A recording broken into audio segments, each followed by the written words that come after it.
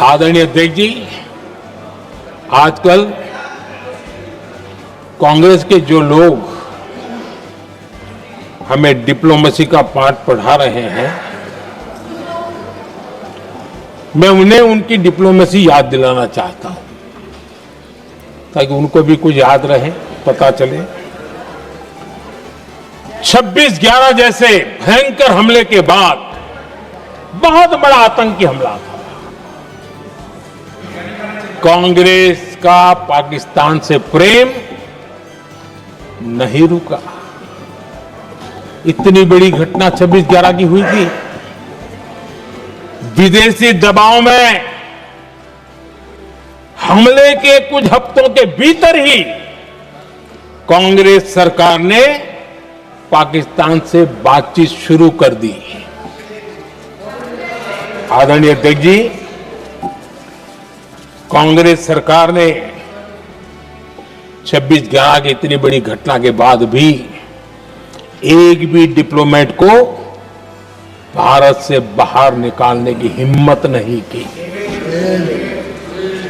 छोड़ो, इधर एक वीजा तक कैंसिल नहीं किया, एक वीजा तक कैंसिल नहीं कर पाए थे। देश पर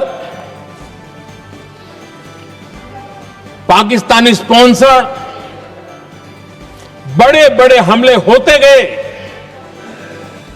लेकिन यूपीए सरकार ने पाकिस्तान को मोस्ट फेवर्ड नेशन का दर्जा देकर रखा था। वो कभी वापस नहीं लिया था। एक तरफ देश मुंबई के हमले का ये न्याय मांग रहा था, दूसरी तरफ कांग्रेस पाकिस्तान के साथ व्यापार करने में लगी थी।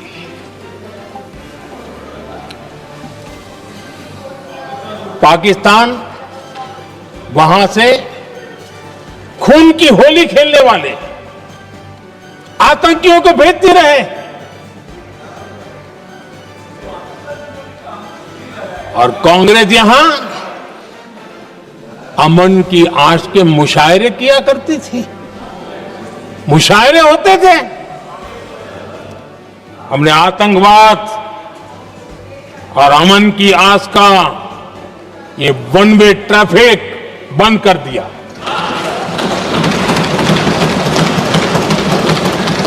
हमने पाकिस्तान का एमएफएन का दर्जा रद्द किया, वीजा बंद किया। हमने अटारी वाघा बॉर्डर को बंद कर दिया। आदरणीय अध्यक्ष जी,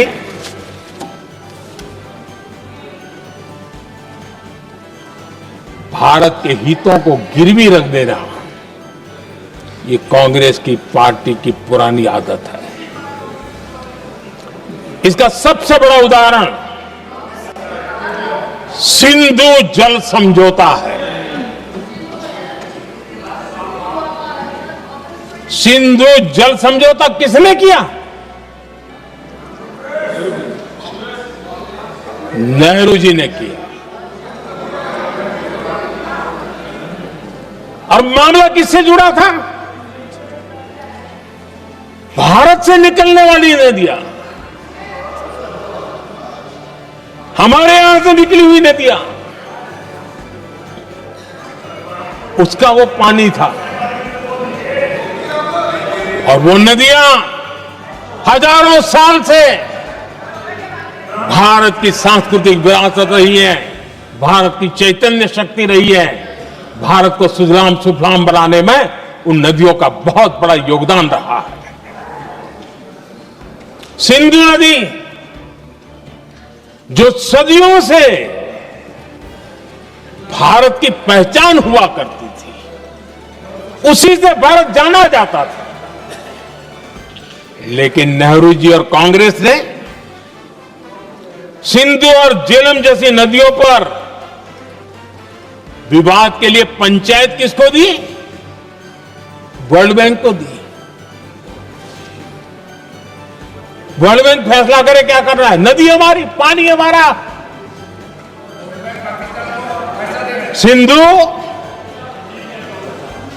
सिंधु जल समझौता सीधा सीधा भारत की अस्मिता और भारत के स्वाभिमान के साथ किया गया बहुत बड़ा धोखा था।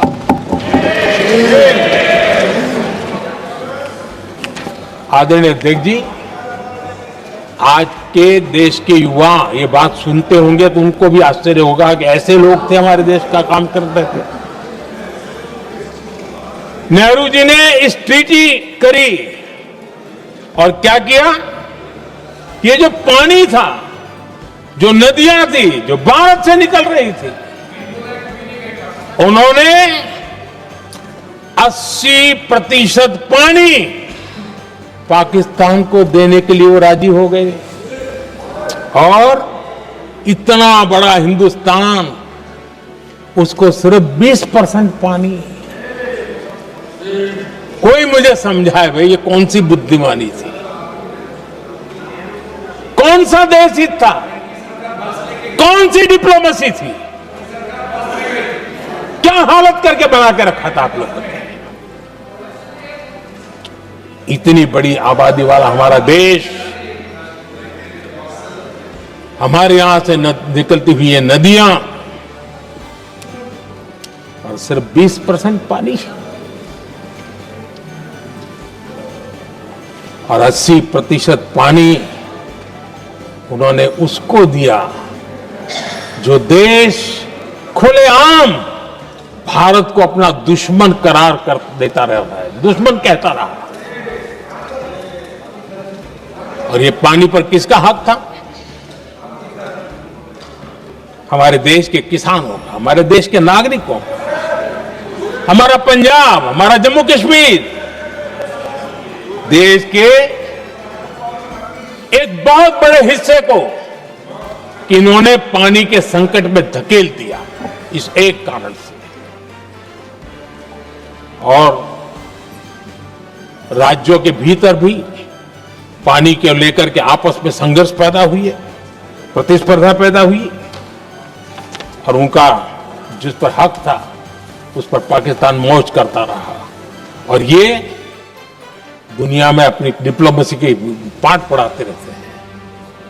आदरणीय अध्यक्ष जी, अगर ये ट्रीटी न होती तो पश्चिमी नदियों पर कई बड़ी परियोजनाएं बनती। पंजाब, हरियाणा, राजस्थान और दिल्ली, वहां के किसानों को भरपूर पानी मिलता, पीने के पानी की कोई समस्या नहीं रहती। औद्योगिक प्रगति के लिए भारत बिजली बना पाता। इतना ही नहीं, नेहरू जी ने इसके उपरांत करोड़ों रुपए भी दिए ताकि पाकिस्तान नहर बना सके।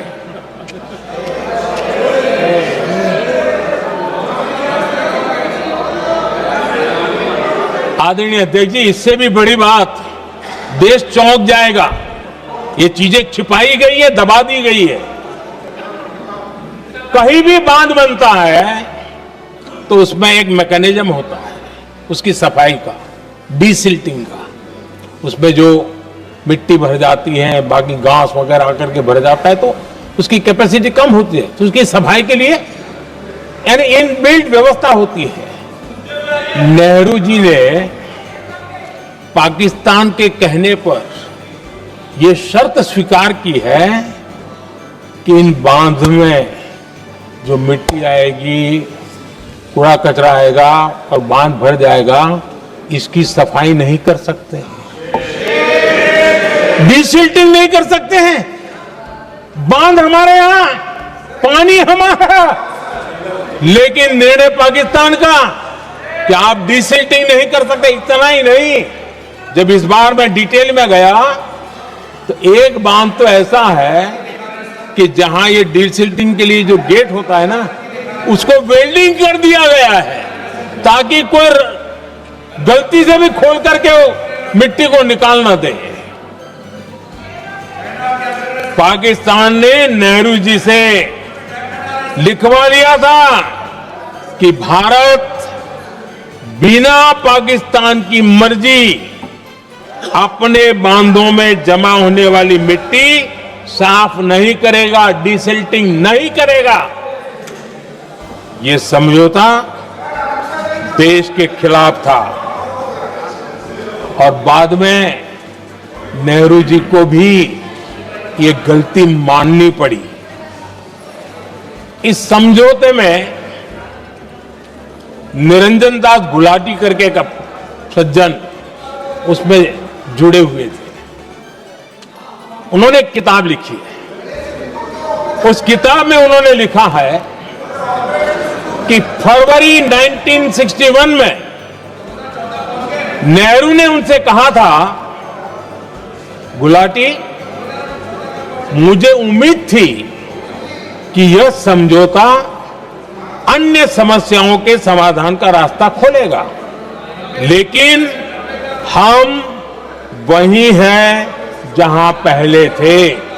ये नेहरू जी ने कहा। नेहरू जी केवल तत्कालिक प्रभाव देख पा रहे थे, इसलिए उन्होंने कहा कि हम वहीं के वहीं हैं।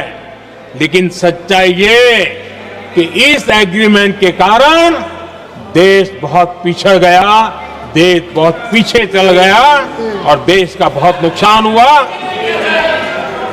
हमारे किसानों को नुकसान हुआ, हमारी खेती को नुकसान हुआ। और नेहरू जी उस डिप्लोमेसी को जानते थे जिसमें किसान का कोई वजूद ही नहीं था। यह हाल करके रखा था उन्होंने। आदरणीय अध्यक्ष जी, पाकिस्तान आगे दशकों तक भारत के साथ युद्ध और छद्म युद्ध, प्रॉक्सी वॉर करता ही रहा। लेकिन कांग्रेस की सरकारों ने बाद में भी सिंधु जल समझौते की तरफ देखा तक नहीं, नेहरू जी की गलती को सुधारा तक नहीं।